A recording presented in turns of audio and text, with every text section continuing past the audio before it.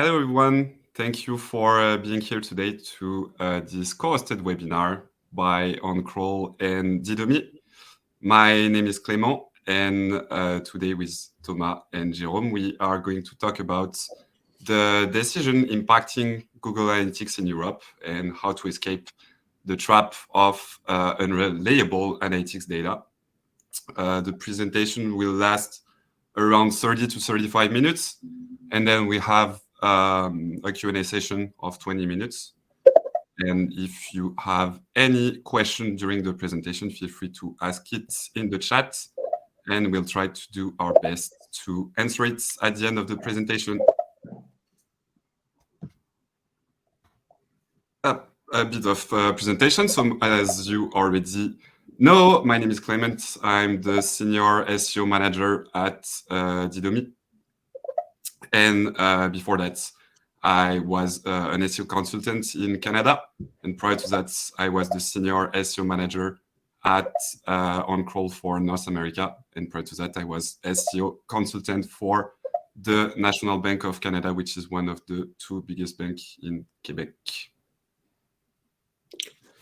Should I go next? So Thomas, hi everyone. I'm Didomi's Chief Privacy Officer. So I handle all the compliance work for Didomi and sometimes also a bit for our customers.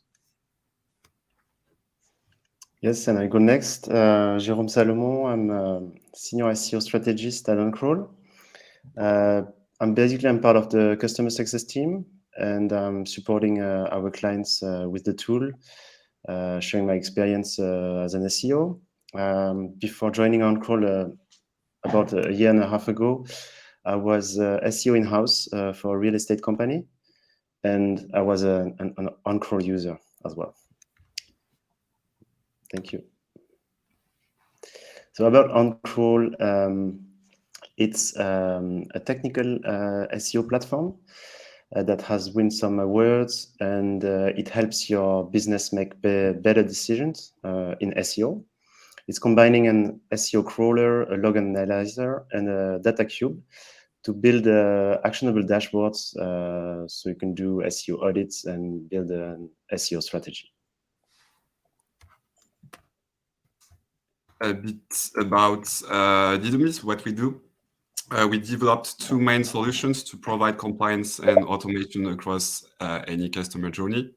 The first one is a content management platform. So it helps brands to collect user content across their ecosystem, so websites, apps, and point of sales. And the second solution is a preference management platform, which helps brands to collect user preferences across their ecosystem and to better communicate with their clients using their preferences. Some figures. So we are deployed on around 160K websites. We display content on 2 billion devices per quarter, which is representing 65 billion page views per quarter. And on a global web traffic point of view, it's around 1.4% of the global traffic on Didomi server every month. On the menu today, I will start with an introduction on why analytics data is so important. Then Thomas will talk about the risks to analytics from privacy laws. So on a European point of view, but also on a North American point of view. Then he will talk about the context behind the decision impacting Google Analytics and the steps to get closer to compliance. Then I will talk about the consent rate, which is king in my opinion in a GDPR context. And then Jérôme and myself will talk about some alternatives to Google Analytics. So first, why analytics data is so important. So I'm sure most of you know what is web analytics and how can it help businesses. But for those who don't know, it can help businesses to optimize their performances, can help them to reduce costs by identifying more efficient ways of doing business, can help them to make better business decisions, help to analyze customers' trends and satisfactions, and it also can lead to new and better products and services using that data. And for those who were using the web in the years of 2000, at the beginning, web analytics used to look like that. So small counters on most of the websites, for those who remember. So it was really high level, mainly a hit counter. And then in 2005, Google launched Google Analytics, and for 5 years it was a golden age, especially for SEOs, because we were able to see the keyword used by a user to land on the website. And then in 2010, Google decided to update Google Analytics to remove that option. So it was a huge mess at that time. And in 2018, GDPR was enforced in Europe. And then last year, in 2021, the deadline to be compliant was in a lot of European countries, including France, Italy, and many more. So this is why analytics is getting harder today, because there is a lot of privacy laws and decisions that are impacting the way we measure data on a website. And I will let Thomas talk about that.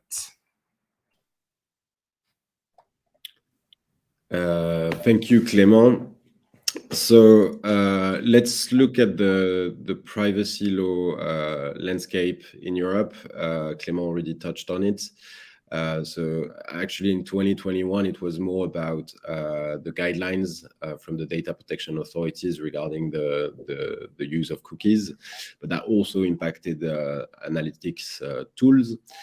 But when it comes to the regulations applicable to the use of analytics tools, we're mostly talking about e-privacy and GDPR in Europe and CCPA in the US. There are others, of course, LGPD, POPIA, people. There's many regulations across the globe. But e-privacy, GDPR, CCPA are the ones that are popping up more often. As to e-privacy, so it's also called the Cookie Directive, and so it's mostly about cookies. It requires consent before dropping a cookie on a user machine, or more generally to track users. As to GDPR, it requires a legal basis for the processing of personal information. This information can actually stem from a cookie as well. So sometimes there are connections between the two texts, but this legal basis that's going to be required with GDPR can be consent, but it can be legitimate interest as well. In fact, it could be something else. There are 6 legal bases in total, I think. But of course, consent is the most widespread legal basis, especially for analytics purposes, at least when personal data is involved. So those regulations in Europe are impacting directly the use of analytics tools, since they often, not always, rely on cookies or trackers, and often require a processing of personal information. And then in the US, there is CCPA. So in short, for those who are not very familiar with CCPA, website operators or owners are required to add a "Do not sell my" button, do not sell my data button on their website. So it's more like opt out than opt in, as opposed to what's the currency in Europe.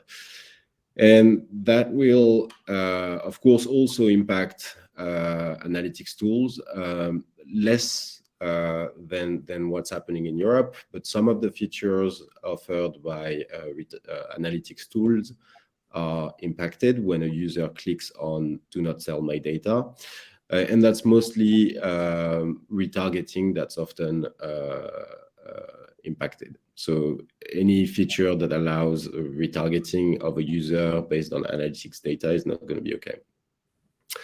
So that's for the privacy landscape.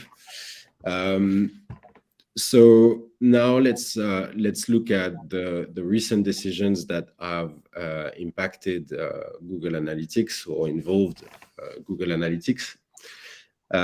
So first, I think we should take a step back because those decisions are actually coming or stemming from, they tie back to another milestone decision, and that's what we often refer to as the Schrems II decision by the Court of Justice of the European Union. That was in July 2020, and that decision said that the scheme that made transfers between the US and the EU possible and valid, so we're talking about the Privacy Shield, they said that it was invalid. So that was a huge decision that had like far-reaching consequences, and that prevented for technically any data transfers between the EU and the US. But they said in the same decision that transfers were still possible so long as any additional measures are put in place by participants, so data exporters and data importers.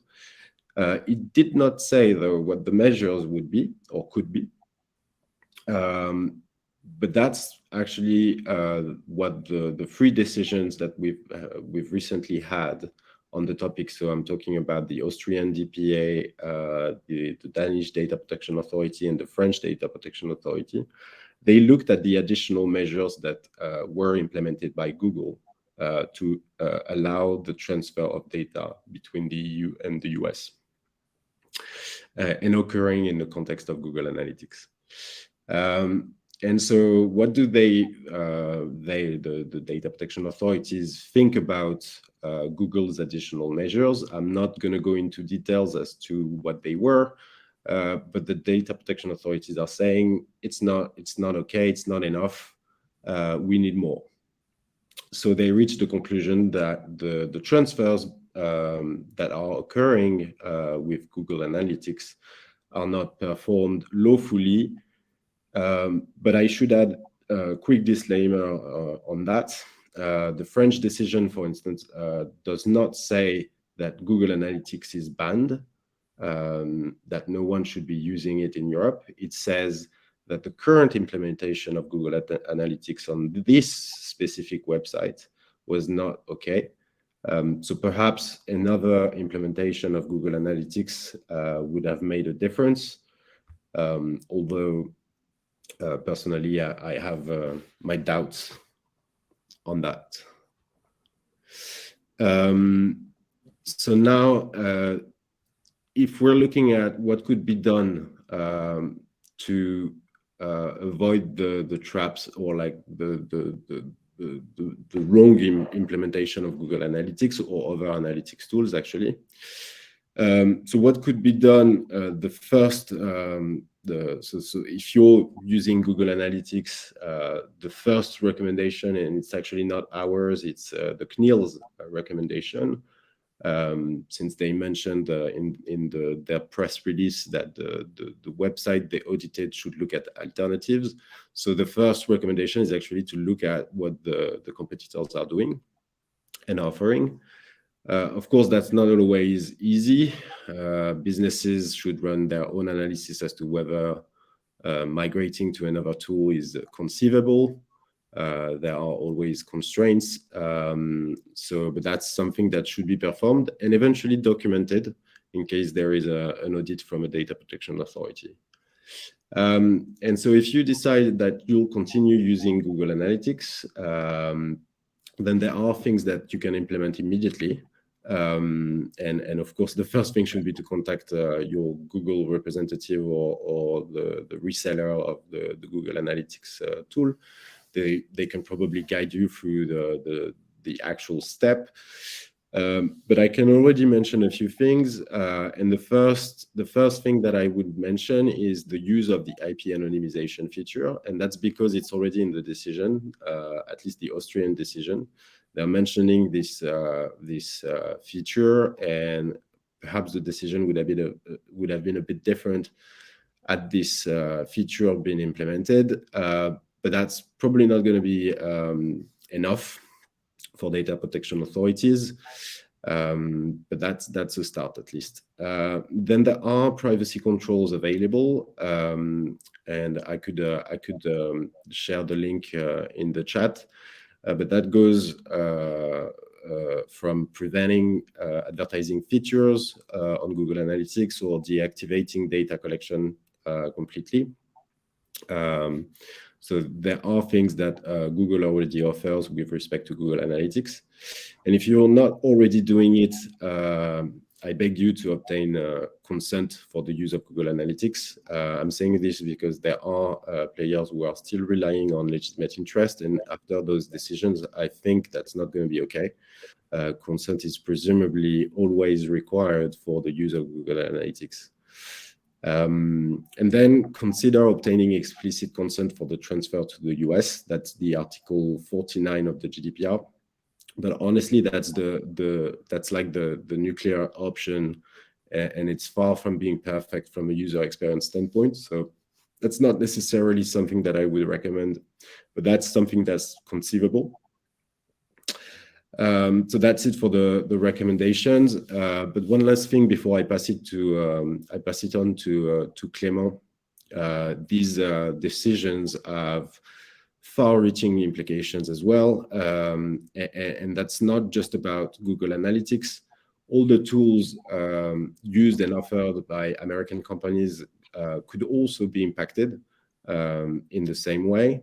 So get ready for more action on this front in 2022, especially since the CNIL at least said that they will prioritize enforcement against cloud services providers in 2022.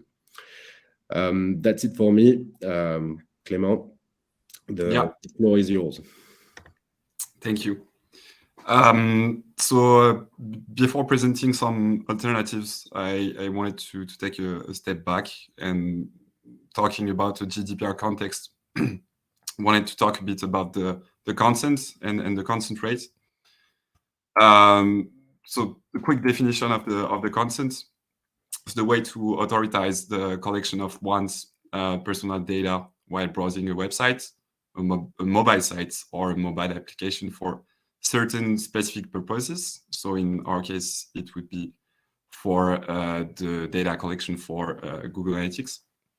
And if a user do not consent to that specific purpose, it would mean that you will lose that data and you cannot recover it. So for instance, if I have 75% consent rate on my site, it means that I will lose 25% of my analytics data. So the data, the lower your consent rate is, the lower your analytics data is reliable because you miss a lot of data. And at Didomi, we have some figures to share with you about the consent rate in Western Europe. So here are the means by devices. So for desktop, it's 76%. For mobile, it's 72%. And for CTVs, it's 76%. And if we take a look at different industries, so here we have travel and tourism, and you can see that it's way higher. So it's 86% here. Gaming, entertainment, and sports, it's around 75%. And for medias and publishers, it's way lower, so around 70%. Again, it's a mean among the different countries in Western Europe. And we have also the mean per country. So here it's France, Italy, and Germany. And the difference of positive consent rate could be explained by the fact that every country has its own web environment and consent notice formats. So there are some slight changes between the notices. So in France, it's 73% in mean. In Italy, it's 83%, and in Germany, 82%. If we take a look at the notice, so here, this would be a French notice. On the left, you have a decline all option, and on the right, you have a continue without agreeing option, but there is no decline all option. And you can see that there is an increase of 2.6% of the consent rate. So my purpose here was to illustrate the fact that it's possible and feasible to optimize the consent rate to try to get a higher consent rate. So if you see that in your specific industry you are under those means, it would mean that maybe you can optimize that by changing the design of your notice. And for sure, you have to be the notice has to be compliant to the regulation in place in your country. But there are some possibilities to optimize the consent rate on those notices. Then some alternatives to Google Analytics. So I will start with tools, and Jérôme will talk about other methods that you can use. But before that, little disclaimer. As Thomas said, it's currently difficult to assess the impacts of the decision against GA. In our opinion, it would be better to look at non-US solutions and whose data potentially and theoretically cannot be transferred to the US. But for sure, and obviously this recommendation do not replace a legal assessment to be done on your side. And at the right, you can see some options. So if your analytics solution is powered by a EU company and the server owned by this company is a EU cloud provider, you're probably fine, or at least in adequation with Schrems 2. But otherwise, you might be at risk of breaking the law. So we recommend you to do a legal assessment on that. The first option, there are 5 different options. So we took some different ways to integrate the analytics. The first one is Piwik Pro. So it's a cookie-based solution. So it's the same way, the same integration as GA. This is a EU company, and the data is also hosted in EU by Elastics. And some pros and cons. The user interface is pretty simple here, so it's easy to use it, and there is no data sampling. But it could be tricky to integrate with other tools. I don't know if some of you in the chat have already been used Piwik Pro, but I think that for Google Ads, for instance, it's pretty hard to integrate the data from Google to Piwik.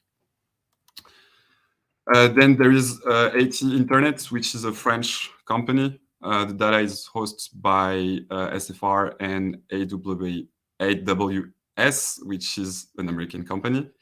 And this one is pretty expensive.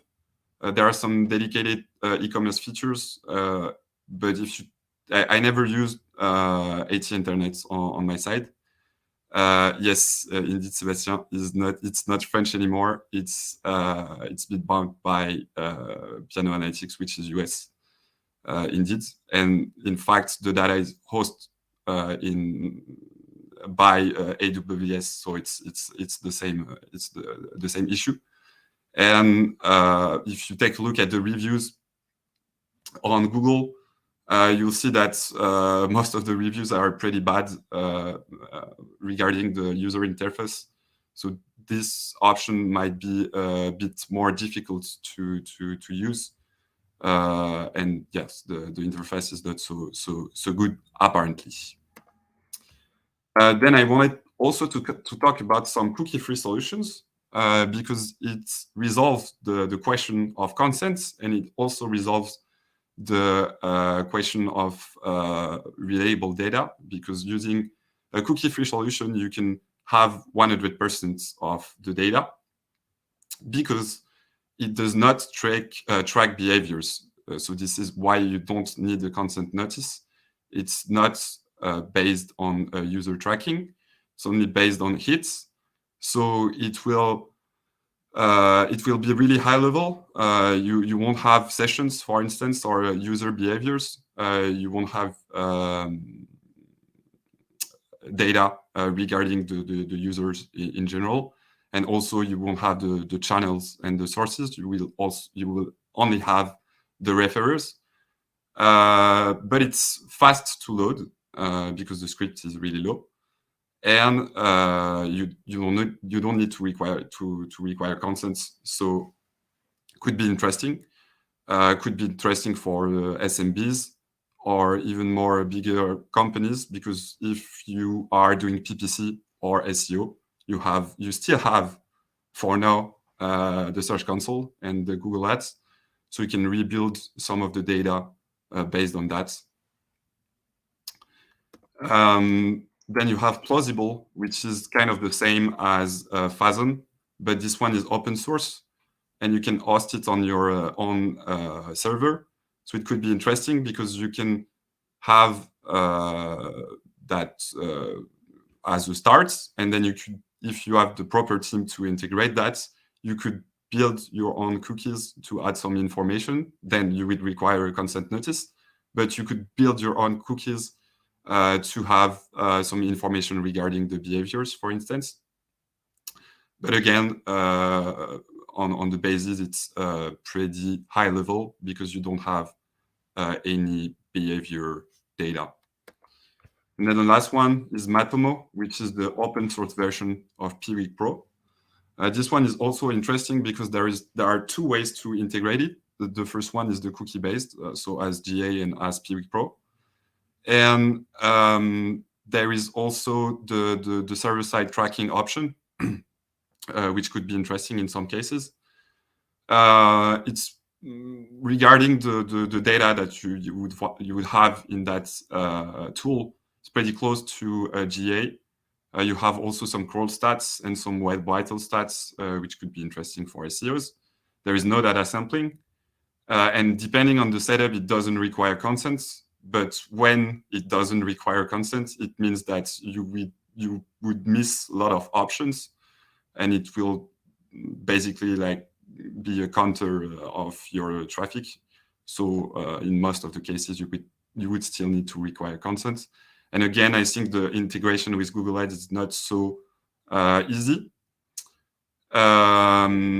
And I see that Sylvain is saying that Adobe Analytics is also a solution for big companies. Yes, it is. But as Thomas said, we think, since Adobe Analytics is a US-based company, we think that it would probably be the same problem in the next months. So this is why we didn't want to. Yes, exactly. Thank you, Jean-Christophe.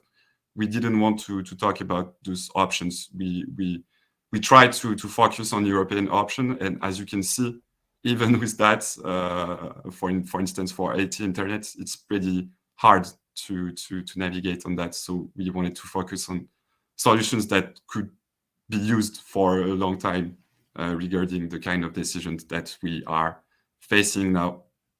And that was the last option. So I will let Jérôme. Yes, thank you, Clément. Instead of proposing alternative tools, I will discuss alternative approach. The first one is using third-party data, and the second one, your server log data. So let's start with this. So the idea here, it's something that SEO are used to do. because we use the Google Search Console a lot for our traffic. So the idea is to confirm the validity of your analytics data using data from your acquisition channels. So what you will compare is incoming traffic on your analytics tool and outgoing traffic from your acquisition channels, meaning SEO, SEA, SMO, etc., emailing, and ad campaigns. What data you should look at to do this comparison, and what is actually comparable. So on one side, you will have the clicks, which will come from your acquisition channels. And of course, you will have to filter the clicks on the clicks pointing to your landing pages only. And on the other side, you will look at your visit, your sessions, but filtered on the landing pages only. Because in this approach, you will not be able to have the data, the behavior data, basically. So yeah, entrance visit versus clicks. And of course, you will expect some volume differences, but because of this tracking loss. But the idea and the goal is to compare the trends and to see how reliable your data is. So how to gather this data? For SEO and SEA, it's quite easy since Google and as well Bing, so the search engines, have tools for the website owners, Google Search Console, Google Ads, Bing Webmaster Tools, etc. For the ads, it's going to be based on your campaign tools. You should have the clicks numbers. Could be a bit harder if you are outsourcing the campaigns. But yeah, nothing really tricky. The tricky part is the social media traffic. Since you will have a lot of different social media platforms, you will have paid on one side, organic posts as well. You will need to filter those clicks. And plus, sometimes on the profile, you have links to your website on the bio. So a lot of data to gather, and it could be easier if you use a social media analytics tool to gather all this data. And then for emailing, here, depending on the method that your tool is using, you might not be GDPR compliant as well. So that's another topic. But yeah, you're supposed to have the clicks on the links in your emails. So you can gather all this data. And then two methods. Either you do it manually. I've been doing this quite a long time as an SEO, getting data from the Google Search Console and comparing it in a spreadsheet with Google Analytics. The other option would be to automate automation. But in this case, you will need to work with the different APIs, build some scripts, and maybe you can connect them to some data visualization tools, for example, Google Data Studio. And you have, of course, other options. And for some channels of acquisition, there will be no API anyway, so you will have to combine both methods. Moving to the next approach, the server log approach, and that's also an approach I know from SEO. So, because we are using server logs for different purpose. So what is a server log? It's a file that contains a record of all the events on your server, the server of your website. And any request sent to your server, meaning all the visits of the bots and the visitor, will be part of this file. So you can, what we call, parse this file and analyze it. And in SEO, we use those log files to understand the behavior of the search engine bots. So the goal here is to know how many times and how often Google is visiting your website, what part of the website is Google visiting, and how it's impacting your SEO performances. But for today's purpose, you could use the same files, the same log files, to rebuild your analytics traffic without any loss, because your log data is the most reliable data available for your traffic. There is nothing missing, there is no consent. So you could track the full traffic volume on the different landing pages, time and date, the different source by channels, and also the status code pages. But what you will not be able to track is conversions unless you use a page for conversions and you could track the number of hits on that page, but you would never know the source of the conversion. And same as all these behavior analytics that you can get from Google Analytics and other tools will not be available. I mean, so on the market you have log analyzer tools, two kinds of tools. Most of them are not most of them, but the ones I know are SEO log analyzer, like OnCrawl, for example, and they have a user-friendly interface. It's not for it's for non-technical profiles. Any marketer can use them, and but the thing is, it's only focused on SEO data usually. So you will have your SEO visits and visits from the bots.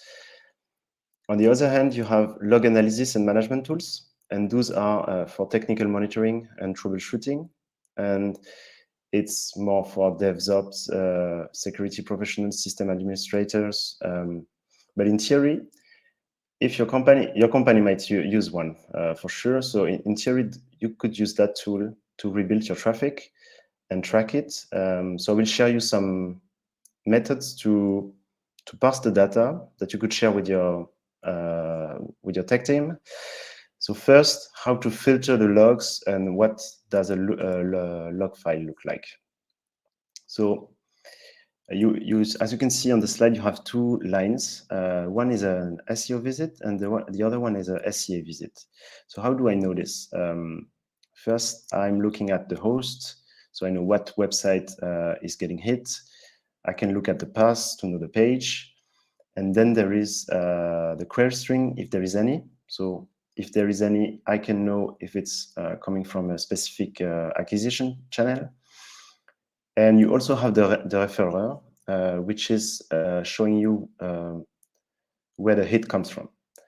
The thing is, like for most of the social medias, the referrer is not given anymore by the referring channel.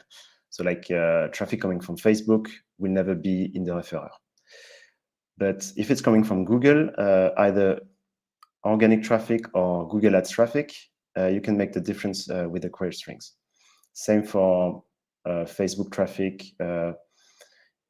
For your emails, you could use tracking systems as well. So you could know that it's coming from a specific email campaign. And the last one, it's the user agent. And it's going to tell you if it's a bot or if it's a real user. So some tips to finish.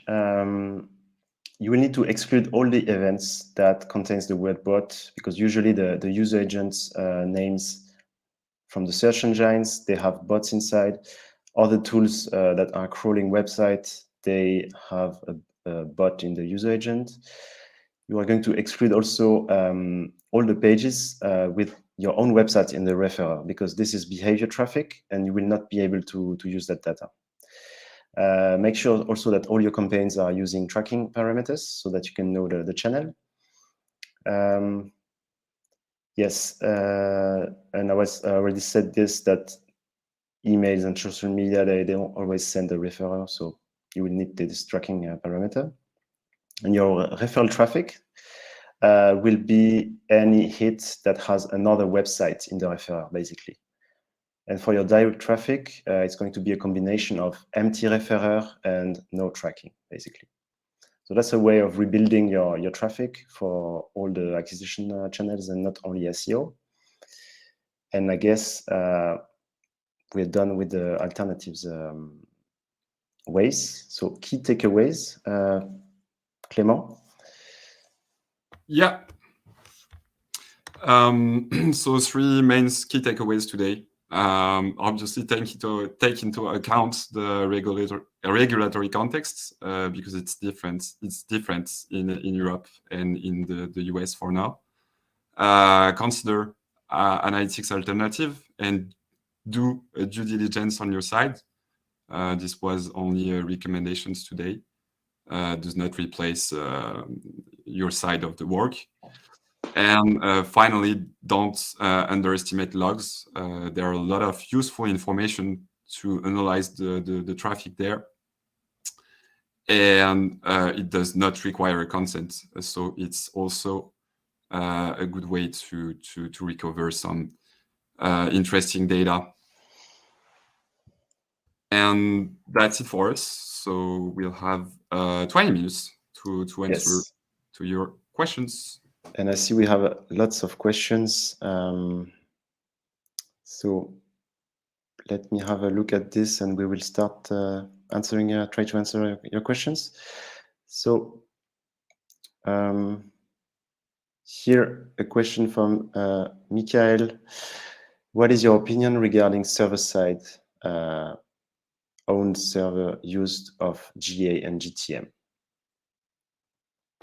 I think yeah, I answered to this one. Yeah, you already answered in the chat. Okay, so maybe I should take some questions without answers. Well, I see Thomas is answering to someone, Pierre. So would you mind further elaboration on the far-reaching implication of the decision? Hi, Pierre, because I know Pierre. So my view is that it could have like consequences on many industries. It could have huge consequences in the ad tech industry. So they've already been, I'd say, attacked with the decision from the Belgian authority against the transparency and consent framework. But now we can assume that most of the players in the ad tech industry who are somehow connected to the US, and most of the companies are actually coming from the US, are probably going to be impacted. But also, like if we take the advertising industry, I think we can think about solutions that have been developed recently. So, for example, contextual advertising in response to the lack of data and etc. And so, I think contextual advertising would be problematic as well, given that the transfers would occur in the same way, and the IP address would get accessed. So it's possible that these decisions are actually preventing the free flow of data between the US and the EU. And as a result, most of the services or tools that we use on a daily basis are no longer compatible or like acceptable from a GDPR and e-privacy standpoint. So it's in short, it's huge. Thank you, Thomas. Have another question without no answer from Sebastian. Has anyone heard about Google's response to their Google Analytics clients regarding this specific issue with the incriminated e-commerce website?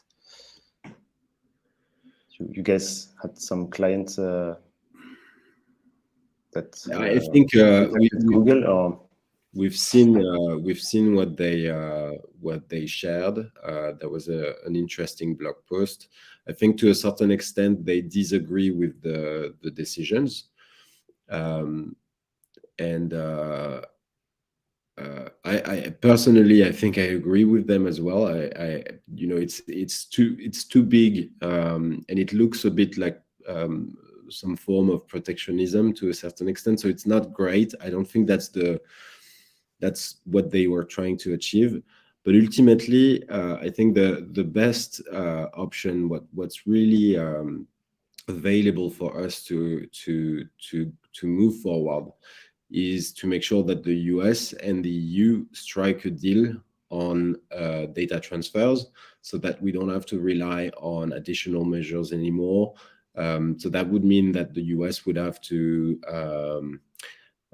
backtrack on some of its surveillance acts and regulations. So that's not going to be an easy win. But that's what would save that would save us all the compliance pain, but also it would just make it easier for everybody to do a good job. So that's and I think that's what Google is pushing for. They're actually involved in the negotiations, so they're heavily waiting for that. And I think in the meantime, they're working on some additional features, controls that they're going to provide with their customers with, but I don't know what they are.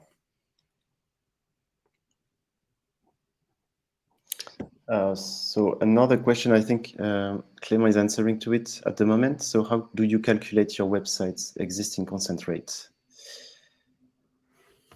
Yeah.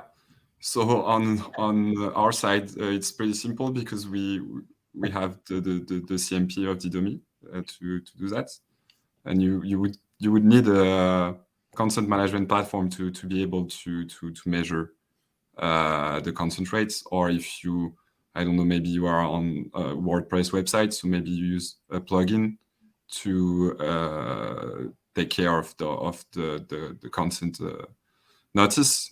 So maybe you might find some information on that, but otherwise, if you use a CMP, you would have statistics on the back office side, and you would be able to calculate that. Thank you, Clément. Another question about the logs. So that's from Mark. Have any of the regulators put a time limit, retention period, on the log files? How would a retention period affect a user right to have data corrected or destroyed? To my knowledge, there aren't any guidance around that.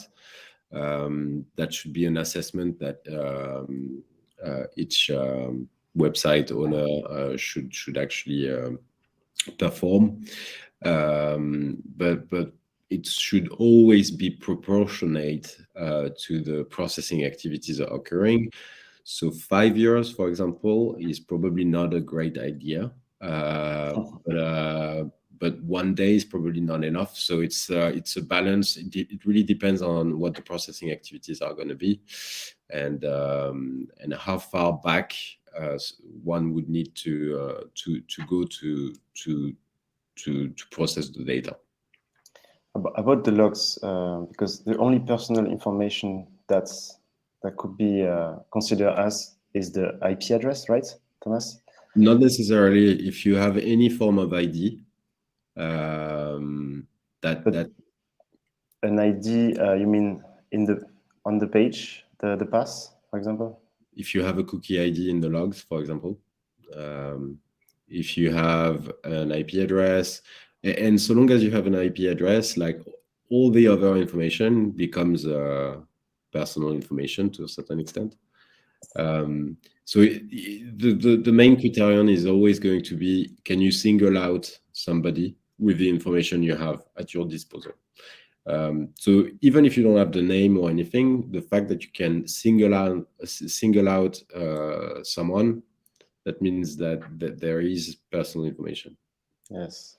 Just about this question, so the way on-crawl process the logs, we are getting rid of the IP address. It's becoming anonymized data, and I guess that's the best option to make sure that your logs are GDPR compliant, basically. You should get rid of the IP address.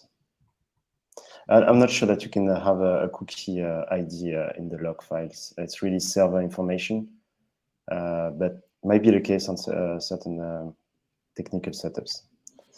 So let's take another question. We still have some time.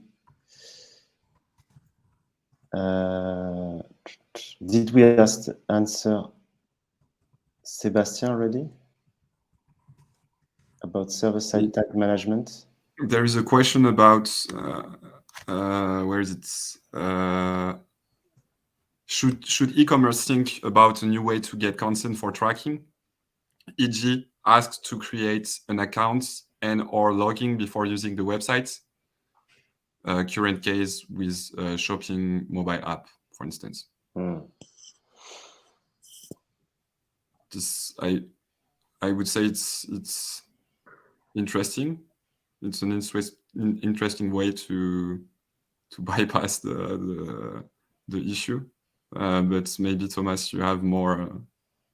I would be concerned about the conversion rate with such a method. But is it compliant anyway, Thomas? Sorry, I was answering a question on the chat. What? So if vas-y, go ahead, Clément. The question was asked to create an account and or login before using the website for an e-commerce website, for instance. So is it compliant to do that for analytics purposes? Yeah. I mean, it's too generic as a question. There's nothing preventing anyone from asking users to log in, but it really depends who's going to perform what when it comes to the analytics.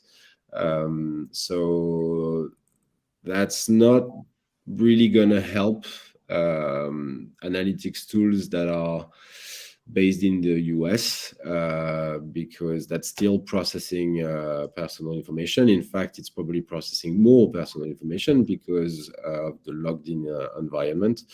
So I would assume that you have access to the email address or the names. So that's probably not a good way to approach this issue. But that's not something that's not doable in Europe. But on the other side, if you do that, it would be zero-party data, and you would be able to manage the content in another way. For instance, with a preference management platform. Yeah, but sure. But if you share this data with, say, Google Analytics, the same issues are going to happen. Is what I'm saying is it's not so much about how you collect the data; it's how you share it. So yes, definitely preference management solutions or logged in environment, that's always going to be easier to collect the data in a compliant way. But when it comes to sharing it with other third parties, that's a different discussion.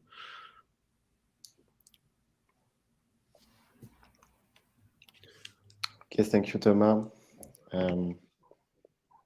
Checking the questions, see what we have left.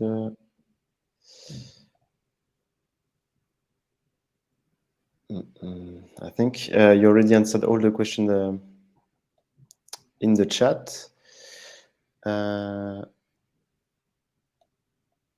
think there are a few old questions. No, maybe we answer all. A question from Damien. As mixed panel and amplitude tools are not based on cookies but user IDs, could it be an alternative to GA? So mixed panel and amplitude, yep. User IDs. I can try to answer and then let Thomas complete. But I would say it's the same thing because it's a user ID. So if you are able to identify a specific user using that user ID, it's the same. The question is not. In fact, the question is not about cookie. The question is more about identifying a specific user based on an information. So it could be a cookie, but if it's a user ID, it's exactly the same. So it's the same issue. So no, it's not an alternative here. I second that emotion.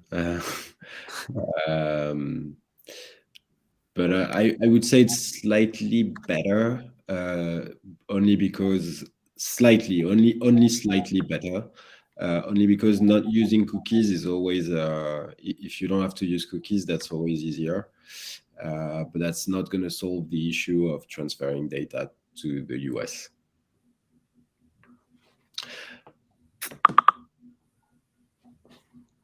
And server-side tag management, could it be a solution or is it going to be the same answer as well?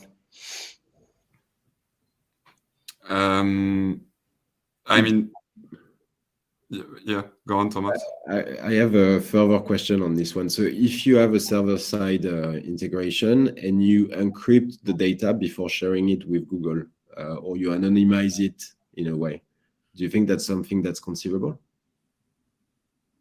So for example, if you receive the IP address before sharing this information with an analytic tool, you anonymize completely the IP address.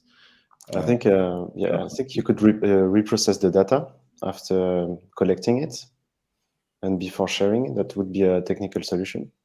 So in this case, would it be compliant? I mean that's something we should explore. But I was just thinking about it, that if the data goes to somewhere before reaching Google or like any other analytics provider, and if there is a way to anonymize the data to a certain extent, or at least to tie it to an ID that, for example, Google doesn't know. Because I think one of the main issues in the decisions is that Google has so much data beyond Google Analytics that data protection authorities are worried that they would eventually track a user on all those services. And so if you send data that Google is not going to be able to tie to any other data asset that they have, that's probably a compliant solution, I would say. But TBD, I mean, there's a bit of work to be done before saying that. Okay, thank you. I guess would be the end of this webinar. Just one question that I answered. Yes. I'll find it again, but I just want to clarify something. So it wasn't really the question, but I'm going to reframe it. Storing the information in Europe. So in Google's instance, there is almost like an automatic transfer, but storing the information in Europe is not necessarily going to be fixing things. So long as you work with an American company, that could be asked and required by the US government to share the data. So even if the data is stored in the EU, the risk of transfer exists, and so that's potentially a problem.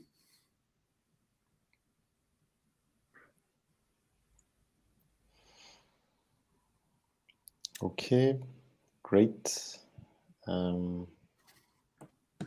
I guess time to say thank you to the audience. Thanks for watching this webinar with us. Thanks, everyone. Thanks, everyone. Thank It was you. a pleasure.